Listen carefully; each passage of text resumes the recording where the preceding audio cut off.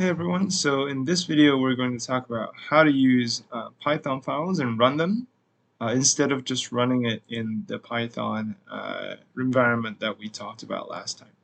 So to get sort of started, let's go on Canvas. So I already have Canvas open up here, and we'll go ahead and scroll down to um, Explore Turtle Methods. And you can download the starter code here, so you click on this. Now, I have this draw.py already, so I can download that.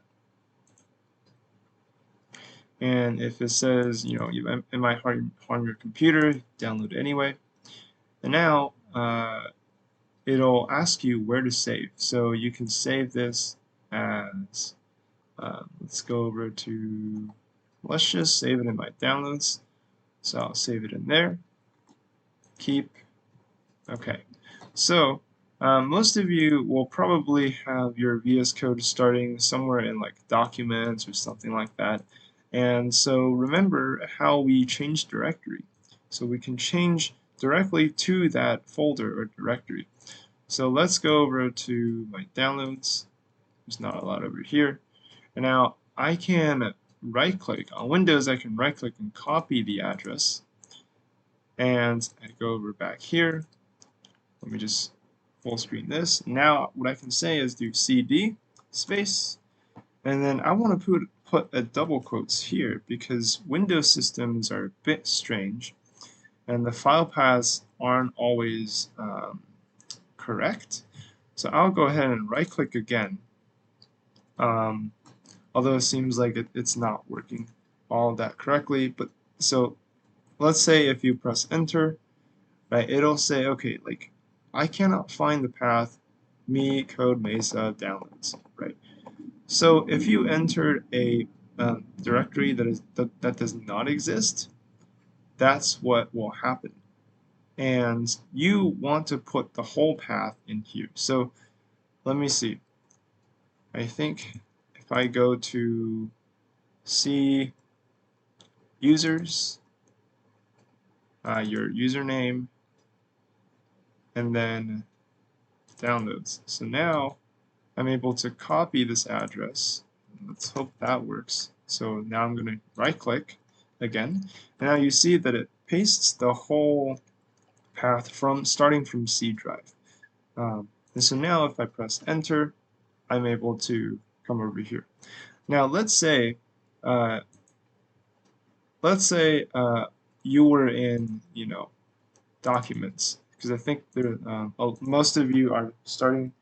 Probably the terminal starts in documents. So let me just go over to documents real quick, and I can honestly just say this. Okay, so right now I'm in documents, right? And you can either do this, you can do what I did above to go over to downloads, or you can cd, we're going to go one directory up, back to Alex 0, since downloads is also in Alex 0, right? So here, if I go up once, I'll be able to see downloads here, which exists inside this folder called Alex 0. So if I go back up a folder, and then I would be able to say cd downloads, and what I did was sort of magical, is sort of auto-completed for me. So what you can do is type some stuff, right, and then you press tab, and then if it finds a folder or a file that sort of matches the first few letters of that name, it'll autocomplete for you. If I, for example, because there are two folders that starts with do, if I just said do, it may not necessarily autocomplete for me.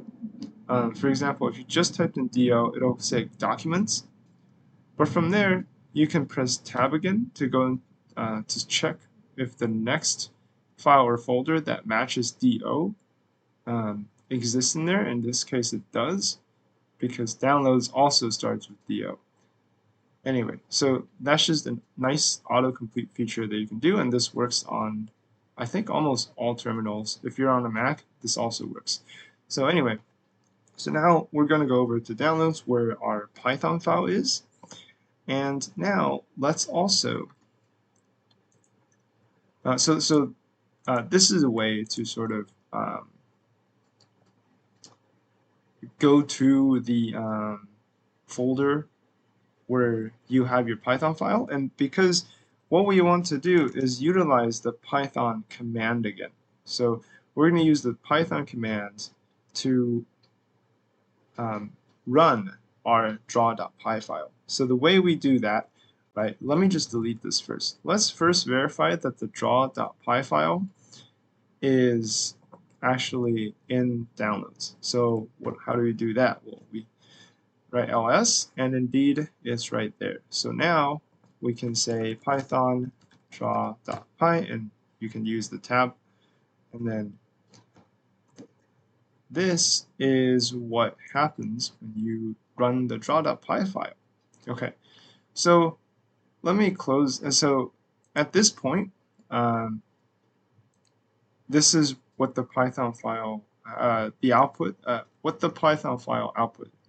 And right now, because the terminal is still running this window, as long as this window is open, you're not able to enter any more commands until you exit out of it. So the way you exit out of it is you click close, or if you want to use keyboard shortcuts, you hold down Control and then press C, and that'll do the same thing. And it might tell you some errors or whatever. You don't have to worry about that. So now let's actually open up that file. So let me go over to my downloads. I'm able to click on draw and then click open.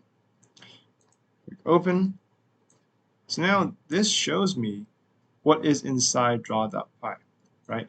And what exactly is happening here? Well, you can ignore all these down here, but basically inside this file, we have seen import turtle, right? We have seen that in our Python environment. So that's the first thing we wrote. And then inside this draw function, or we call it function, all you need to do in here is delete these two lines, and you can write all your turtle commands here. So for example, turtle.forward 100, right? Turtle dot I don't know, left, I think it was 90, and then turtle.forward 100. Okay, so now there's some things to note here. So the first is the indentation. So the indentation, all of these indentations must be correct. So for example, if I have an indentation here, which you must have that indentation there, you must have that indentation there. So all of your lines under this draw function must be indented, and that's how Python works. So that's one thing to note. And then the other thing to note is that there's a circle up here. So if you see the circle, that means your file is not saved yet. So in order to run your Python file correctly, you should save it. So you can go over to File and Save, or you could just hold down Control and S. I'm just going to do Save right now. Or you can hold Control and then press S to save the file So now that the draw.py has been saved, now we can run it again. And so we can type in Python and then draw and then tab, press enter, and now it executes the commands we have in draw. So it went forward, it turned left by 90, and then it went forward again. So the one thing about this is that you can't say, okay, well, I want to do turtle dot. Let's do forward again, right? So let's do forward again and save it. Now this is not going to reflect that change that you have here. Every time you want to see your changes in here, you must save, stop this program from running, Control C or closing that window, and then do Python Python draw.py again to see that change. Okay, so this is the other thing about Python files is that this is different from the Python environment. Whereas the Python environment, you can just directly see the changes as you type. Here, you can't do that, right? But what you can do in here is you can actually sort of quote unquote undo or make the changes that you want it to. So, for example, and it'll still draw pretty much the same thing. It'll execute all these same same commands.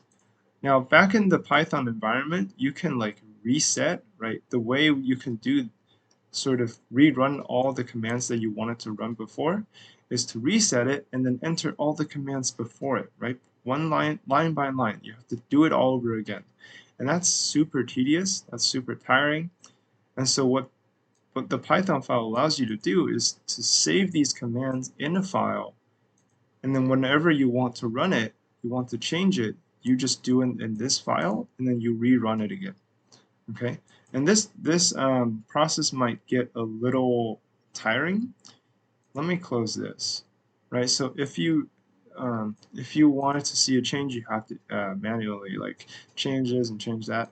And so what might be helpful is, for example, if you wanted to draw out a house, or if you want to draw out something, you can sort of draw it out on your paper first, and then you can say, okay, like, do I think the turtle, I want it to go left, forward, and you can enter all your commands here at once. And once you're what is the word? Once you're satisfied with what your changes and you want to see those changes, now you can run it and see what's happening. So, you know, for example, if I wanted to draw a square, right, I can do that, and then, you know, it's the square, since it's it starts out, the turtle starts out this way, right? So it starts out pointing to the right. It goes forward and then it turns left, goes forward, turns left. Now it needs to do that twice more. Goes forward, turn left, forward, turn left. And this will make it draw a square. And now something that is helpful here in the terminal that you can do is you can press the up arrow or down arrow to copy the last commands that you wrote. So for example, if I press up, I'll copy the command that was done before, which means I don't have to type all this out again. Now, if you accidentally press up too many times, you'll basically go back to history. Go back to history where you came from, and then you can press down again to navigate down the history. So I keep pressing down, keep pressing down. Eventually I'll get to here, and then if you press down again, it'll go back to where you are right now. So if I want to execute this line, if I want to execute this command, I press up, I press enter, and it'll run this whole routine, or like these commands for me. Okay, so this is really a really convenient way, and it helps you to sort of visualize it in your head and sort of work your brain a little bit. Okay, so that is really it for this video, and well, I don't have plans for the next few videos, but if you guys need or are requesting other ones, I can also record those as well. So see you next time.